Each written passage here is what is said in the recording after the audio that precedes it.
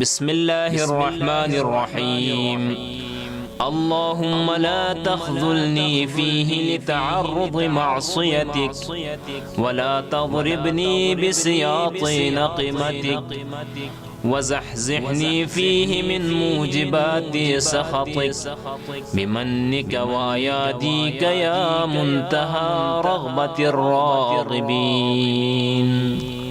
ترجمہ: اے معبود، اس مہینے میں اپنی نافرمانی کی وجہ سے مجھے ذلیل و خوار نہ فرما، اور نہ ہی مجھ پر اپنے عذاب کے کوڑے برسا،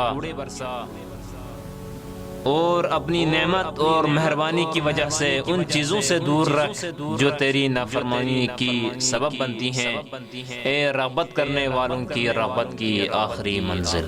اللہم صلی علی محمد وآل محمد وعجل فرجہم۔